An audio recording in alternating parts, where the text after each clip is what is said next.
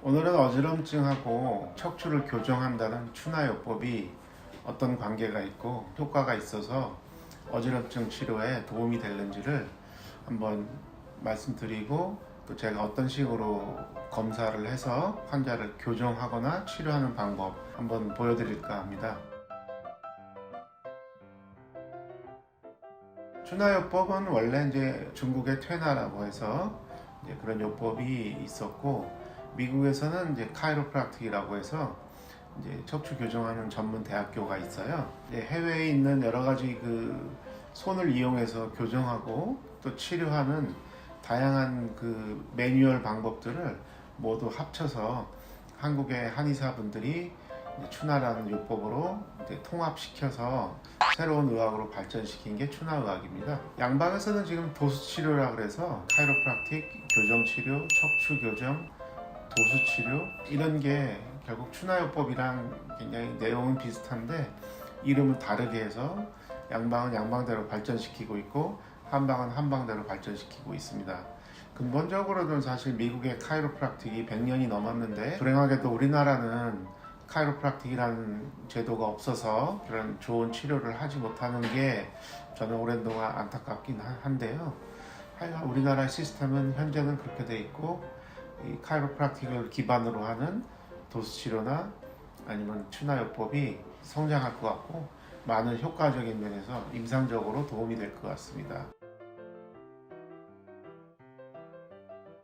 추나요법과 카이로프락틱이 뭐가 다르냐 질문하시는 분들이 많아요. 카이로프락틱이 100년 전 이상으로 역사가 있고, 미국에서 카이로프락틱이라는 걸 발명하신 분이 D.D. 파머라고 하는데, 이분이 우연히 목을, 경추 부분을 이렇게 손으로 이렇게 만졌더니 청력이 약했던 분이 귀가 청력이 좀 좋아졌다.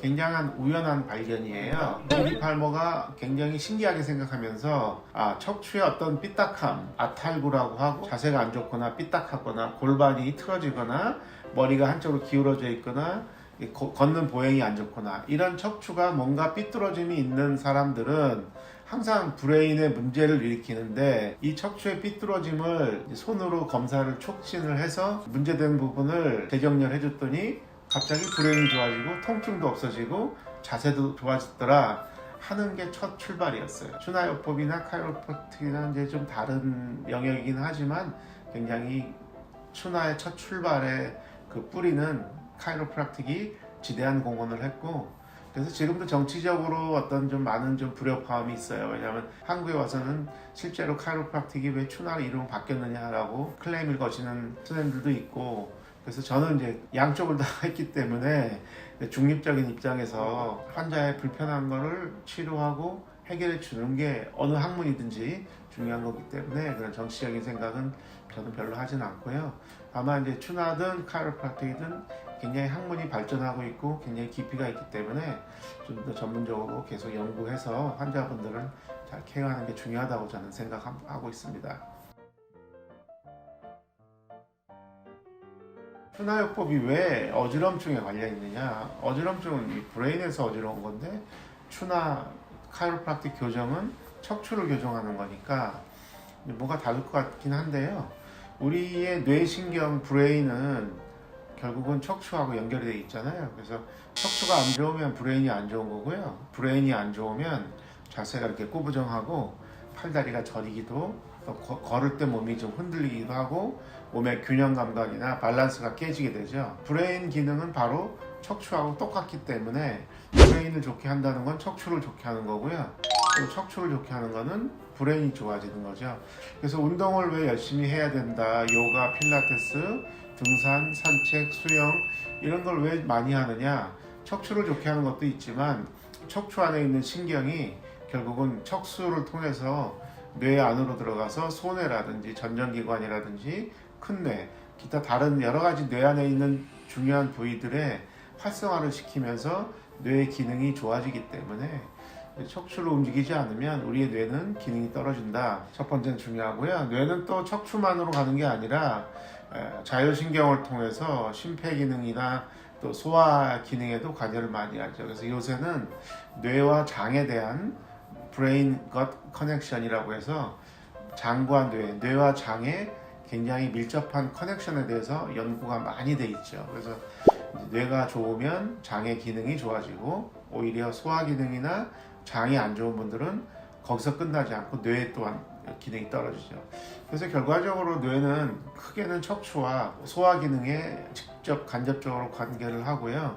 어지럼증은 뇌 전반적으로 기능이 떨어져서 오게 되는데 그 중에서도 뇌 안에 있는 귀 속에 있는 달팽이관이나 전정기관, 평형기관이라고 하는 전정기관의 기능이 떨어지거나 아니면 거기서 돌이 빠져나가거나 아니면 그 안에 있는 림프액이 이렇게 흐름이 뭔가 잘못돼서 오는 메니에르가 있거나 근데 그렇지 않으면 이 세 가지 말고도 원인을 모르는 그런 어지럼증 또한 이 브레인과 관련돼 있고 결과적으로 척추에 영향을 미치게 되는 거죠. 그래서 전정기관은 척추로 내려가는 경로가 있다. 그래서 전정척수로라고 하거든요. 전정기관은 반드시 척추에 영향을 미친다. 거꾸로 말하면 척추는 또 전정기관에 영향을 미친다. 그래서 우리가 어지러우시거나 이제 전정 기능이 떨어진 분들은 척추를 똑바로 서질 못하고 머리를 뒤로 젖힐 때 벌써 어지럽기 때문에 자세가 앞으로 꾸부정하죠. 왜냐하면 전정기관이 하는 일은 옆에 있는 소뇌가 서로 형제기관이기 때문에 전정기관과 소뇌는 우리의 24시간 동안 우리의 중력을 버티고 이길 수 있게 해주는 기관이거든요. 그래서 갓난아기가 태어나면 소뇌와 전정기관이 약하기 때문에 중력을 못 이기잖아요. 그래서 엄마 뱃속에 있을 때 C자 컵으로 있다가 이제 태어나면 일자로 돼 있지만 이제 기기도 하고 손가락 놀리고 고개를 자꾸 겨누게 되고 하는 그런 다양한 운동을 통해서 소뇌와 전정기관의 기능을 활성화시키면 1살이나 2살 되면서부터 이제 똑바로 서게 되고 걷게 되잖아요. 그 과정은 중심 부위가 소뇌와 전정기관이에요. 그래서 전정기관과 소뇌는 척추에 있는 기립근, 우리가 똑바로 설 수 있게 하는 그 몸에서 뒤쪽에 있는 척추 기립근 이런 근육들을 유지를 시켜주기 때문에 우리가 설 수가 있고 넘어지지 않고 항상 똑바른 자세를 취할 수가 있는데 전정기관이나 소뇌가 약하게 되면 척추의 기립근 기능이 떨어지고 고개가 자꾸 앞으로 숙이고 일자목이 되면서 이제 어지럼증이 유발되기도 하고 거꾸로 어지러움이 있으면 자세가 자꾸 앞으로 꾸부정하면서 척추의 문제가 또 생기게 되죠.